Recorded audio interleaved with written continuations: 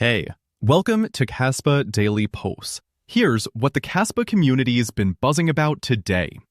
First up, the big soap opera, the Kaspa X account. People woke up to what they call mental illness levels of shitposting on the Unchained account. Enough that some are saying, "Oh Kaspa, how far we have fallen." Once exalted, now just another common crypto.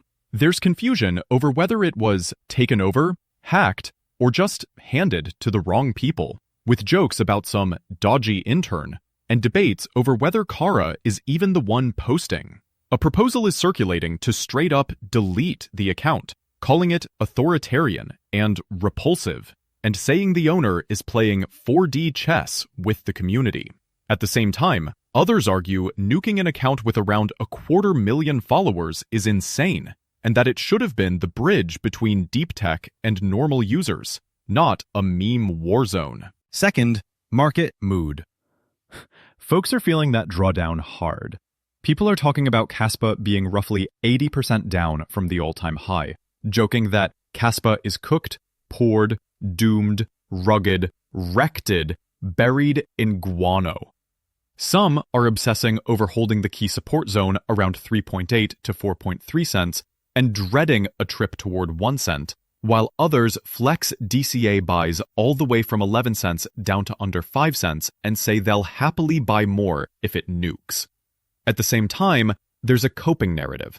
Zcash took about 8 years of accumulation before a big move. Its lows were around 20 cents, and later it saw prices near $3, while Kaspa's peak, around $6.5 billion in market cap, is being compared to projects that launch at $50 billion.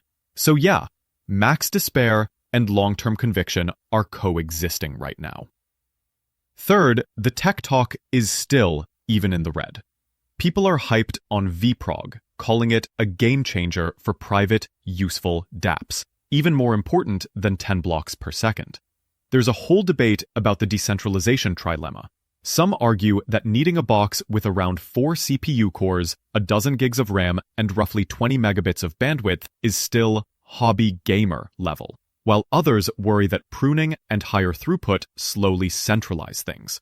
The dev side counters that 10 bits per second was chosen instead of 32 bits per second specifically to protect decentralization, with a long-term dream of maybe 100 bits per second as hardware and bandwidth get better. And finally, under all the drama, builders and miners are still grinding. People are mining on K's 0 Ultras and K's 7 Lights, sometimes on solar, some even using miners as space heaters. Solo mining is said to be strong since Crescendo, and community infra keeps growing. Public nodes, indexers, a KajaBot, even a global weather alerts channel broadcasting extreme events. Price is rough, socials are chaotic, but the machines and the dev boxes are still humming. That's it for today's Pulse. Let's see what tomorrow brings. Catch you then.